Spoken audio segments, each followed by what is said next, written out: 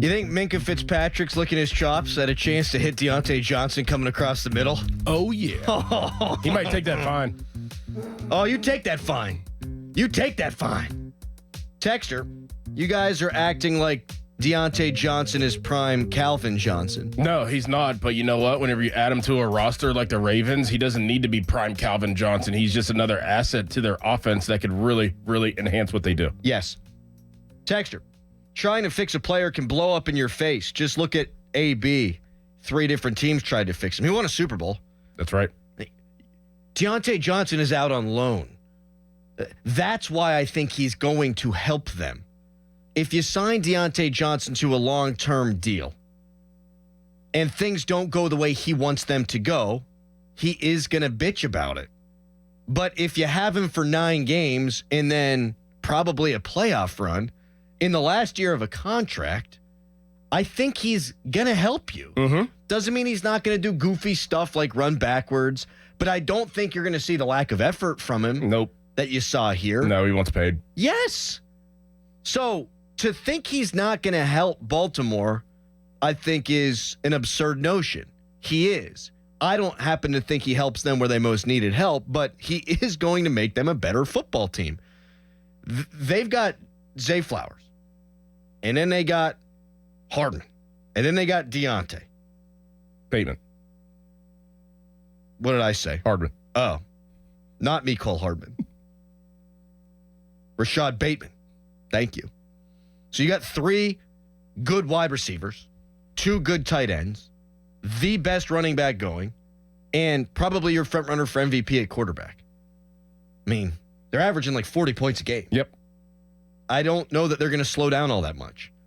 They're going to have to outscore that defense. I think that's what they're going for here. But let's not pretend like he does not help them. Let's not do – that's such a Steelers fan looking through black and gold color glasses kind of deal. Let's not act like that they can't make another move either. They also can't.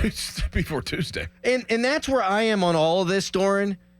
All the AFC contenders are trying to help themselves. Yes. And the Steelers aren't.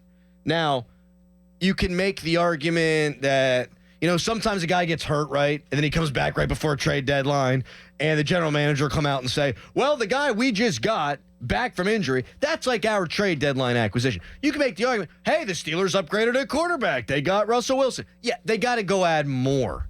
I think the Steelers deserve to be talked about with some of the better teams in the AFC. But every one of them, that's not even an exaggeration, every one of them has tried to get better at the position where the Steelers need to get better. Why? Because all these teams know you've got to score points to win. The Ravens are scoring 40, and they think we need to score more to win. Mm-hmm. They scored 10 against the Chiefs in the AFC Championship last year. So they're thinking, we got to score more. The Chiefs, their offense wasn't great last year. It's not great this year until they needed it to be in the postseason. And then, of course, it was. When they needed to score in the Super Bowl against an elite 49ers defense, they did. Everyone knows.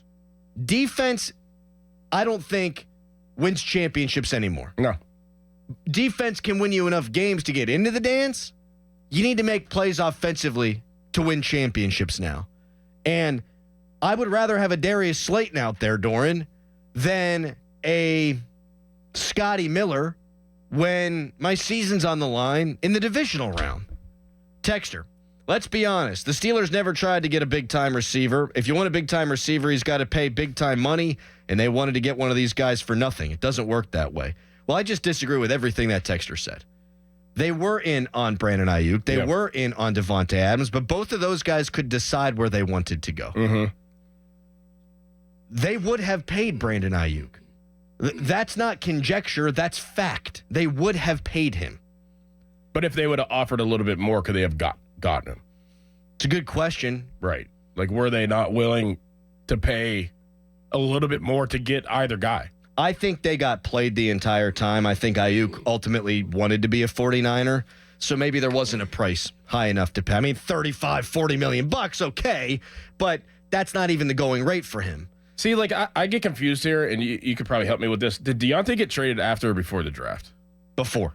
He got traded before the draft. So, like, how do you not address that? Like, I mean, I understand the Faltanu pick. I understand that he's going to be a good player, but if I'm going to trade basically my number one, I gotta address that immediately. They put all their eggs in that Ayuk basket, and I think they thought they were going to get it done on draft day. I think that's why they restructured Alex Highsmith's deal. I really believe they believed it was going to get done. And then it didn't, and then they continued to pursue it because it's the shiny object out there. It's the dangling carrot. They wanted him for so long that, hey, we're going to get our guy, and then it never wound up happening. As for, you got to give up the farm for these receivers, no, you don't. Devontae Adams reportedly was going to go for a 2, went for a conditional 3. Amari Cooper didn't go for a 2nd. DeAndre Hopkins went for what? A conditional 4th. There was a flopping of a 5th and 6th round pick yesterday in the Diontae Johnson trade. None of these guys are going for a king's ransom. It's why I kind of chuckle, well, they're going to have to give up a lot for Darius Slayton. I think Darius Slayton might be a better player than Diontae Johnson. He certainly hasn't been as big of a pain in the ass as Diontae Johnson, but is he better than DeAndre Hopkins at this point? Probably. So it's going to be in that area. So go give up a 4th or 5th round pick for a Darius Slayton. Come on now. I think that's a misframing of the conversation. Well, you can't give up the farm. You can't sell your future, mortgage your future for a wide receiver. They won't have to. Who cares about the future anyways right now? Yeah. You're you're 6-2. You're feeling really good about your quarterback situation. You're feeling pretty good about your defense. You're leading the division. Why not just go for it?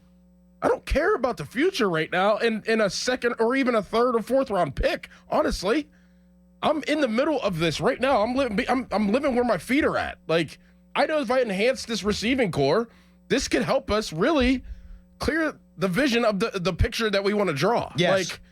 Just do and you've already acknowledged and told us that this is a need.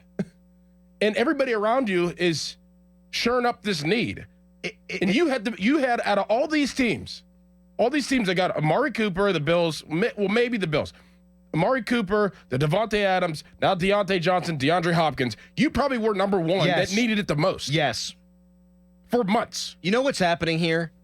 Because people think the Steelers aren't going to get a wide receiver, they're now saying that they don't need one and it's not worth giving up a pick. Exactly. That's what's happening. Oh, they're not going to get one. So you're doing the mental gymnastics. It'll be fine. It'll be okay. And look, I am more encouraged by the Steelers receivers today than I had been 3 weeks ago because you're seeing what Russell Wilson has done with these guys. And they look like true legitimate NFL players in Calvin Austin III and in Van Jefferson. But when the Penguins traded for Marion Hossa, I'm sure all those teams in the NHL that are fighting for them, fighting for playoff positioning in the Eastern Conference, think, "Oh, damn it! Oh my God, we got to keep up with the Joneses here." Right? When a contender adds and you fancy yourself a contender, you should try to keep up or surpass.